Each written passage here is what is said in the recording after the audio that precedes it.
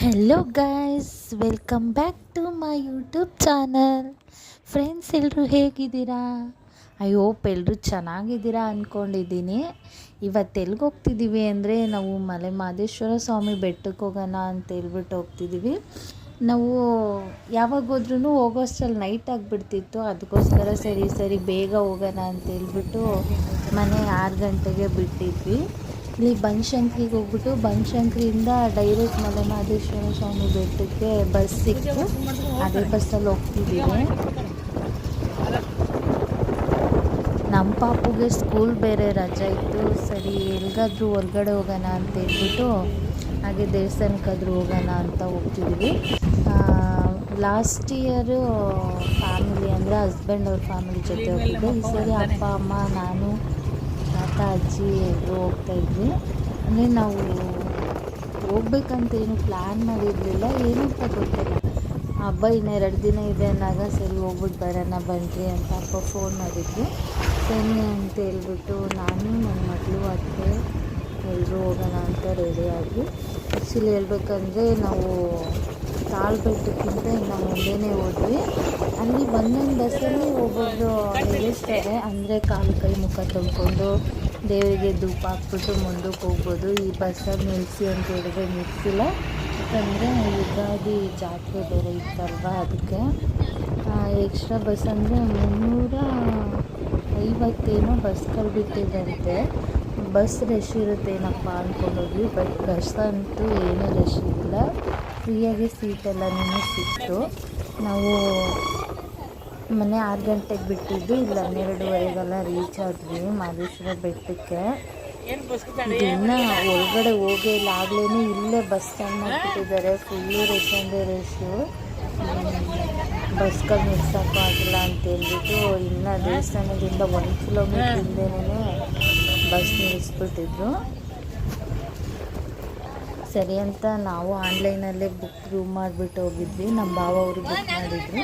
ಅಲ್ಲೋಗ್ಬಿಟ್ಟು ಕಾಲ್ ಮಾಡಿದ್ವಿ ಬರ್ತಾರೆ ಅಂತ.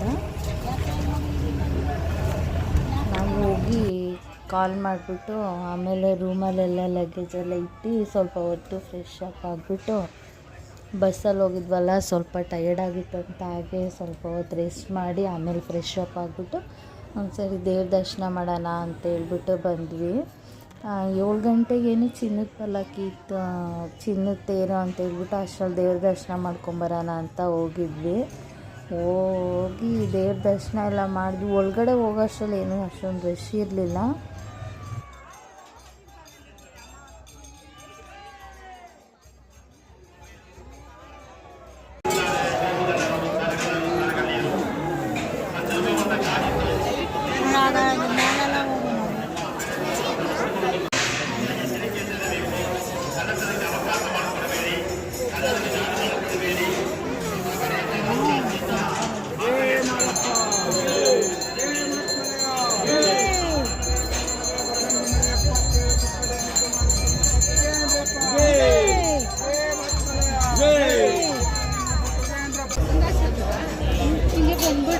ನಾವು ಹೋಗಿದ್ದು ಯುಗಾದಿ ಜಾತ್ರೆಗೆ.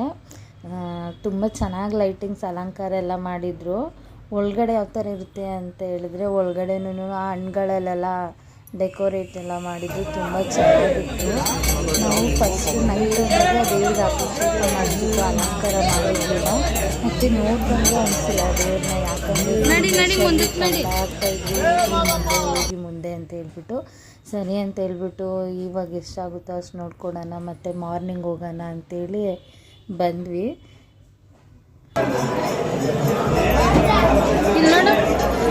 ಇಲ್ಲೋಡು ಇದೊಂದು ಇಲ್ಲೋಡು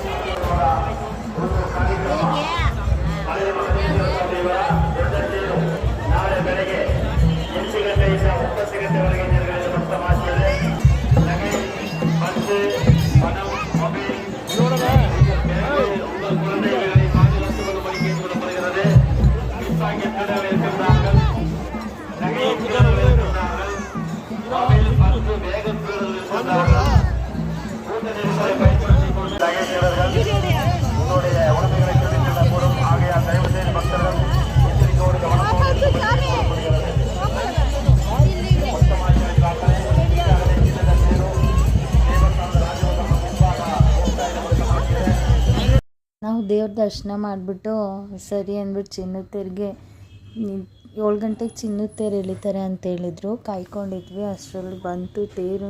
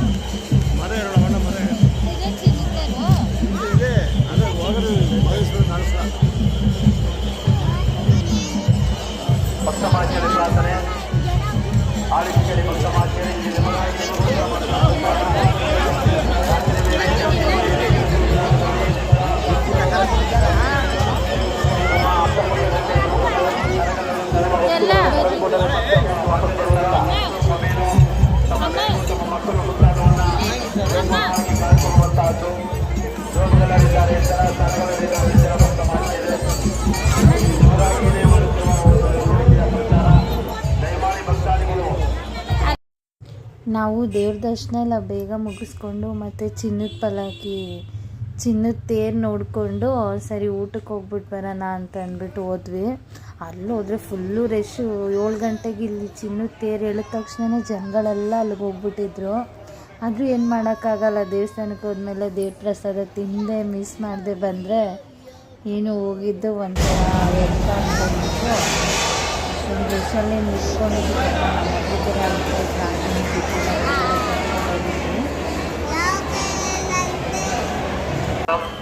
தேங்காய் பழ பூச்சிகளை செய்யும் பக்தர்கள் கேட் நம்பர் 3 வழியாக சென்று தேங்காய் பழ பூச்சிகளை செய்து சுவாமியை தர்ம தரிசனம் செய்து கொள்ளுமாறு கேட்டுக்கொள்ளப்படுகிறது.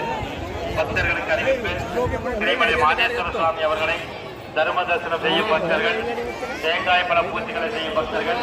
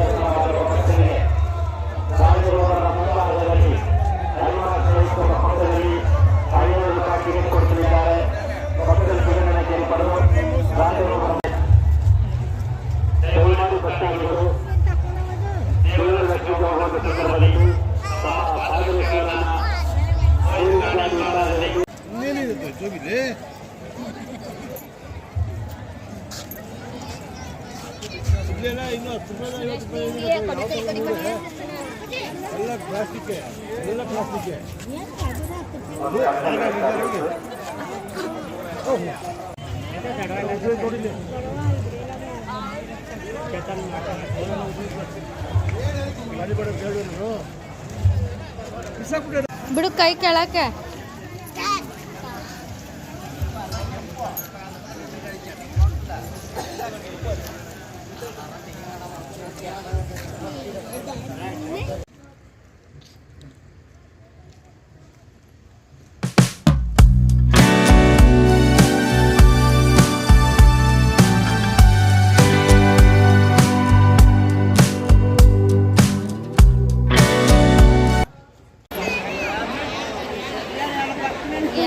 ಅಲ್ಲಿ ನೋಡಮ್ಮ ಬಡಿಸ್ಕೊ ತಲೆ ಮೇಲೆ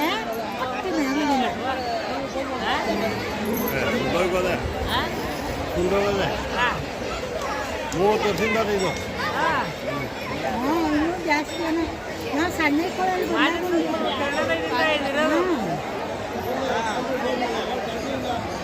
ಜಾಗ ಬಿಡ್ಸಿಕೇನಾ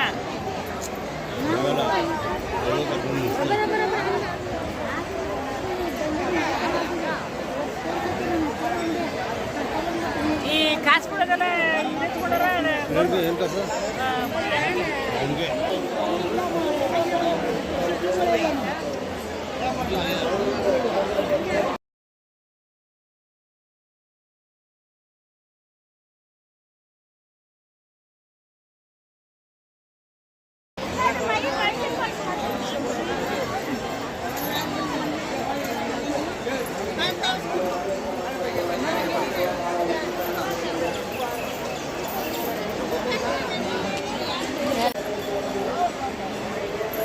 కూర్చోట్యా కూర్చో అలా కూర్చోండి ఆడు బాలని కూర్చో టార్పల్ మీద కూర్చో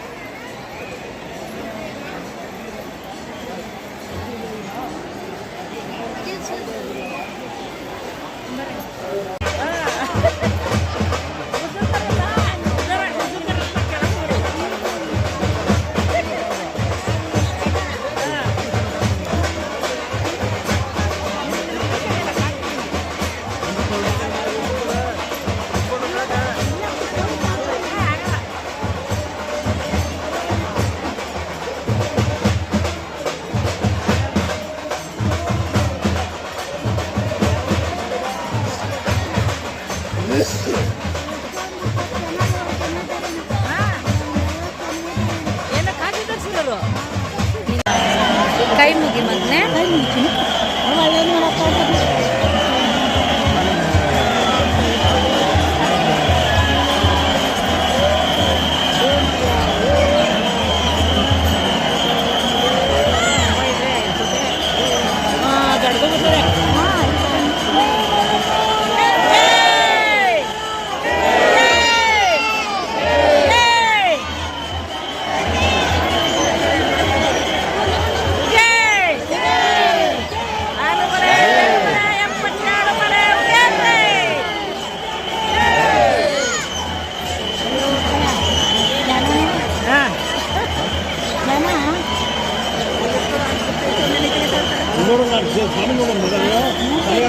ದೊಡ್ಡ ತೇರು ನೋಡಮ್ಮ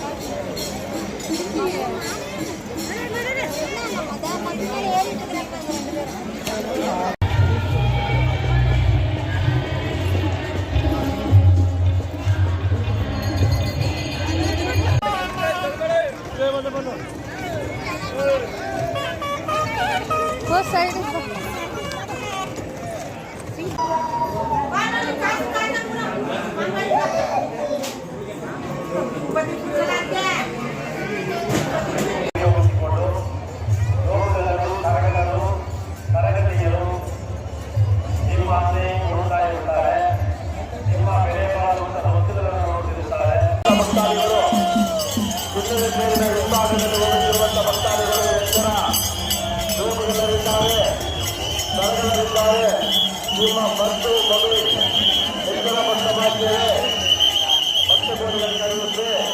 ನಿಮ್ಮಲ್ಲಿ ತಂಡಕ್ಕೆ ಕೋವಿಡ್ ಪ್ರಕಾರಕ್ಕೆ ರಾಜಗೋಪಾಲಕ್ಕೆ ಮುಂಭಾಗವನ್ನು ಕೊಂಡಿರುತ್ತದೆ. ಭಕ್ತರಿಗೆ ಗಮನವನ್ನು ಎಚ್ಚರಿಕೆಗೊಳಿಸುವಂತೆ ಕೇಳಿಕೊಳ್ಳಲಾಗುತ್ತದೆ.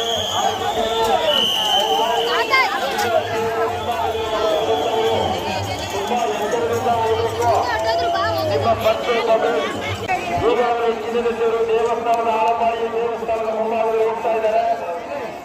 ಆಲಂಬಾಡಿ ಬಸವೇಶ್ವರ ದೇವಸ್ಥಾನ ಮುಂದೆ ಹೋಗ್ತಾ ಇದೆ.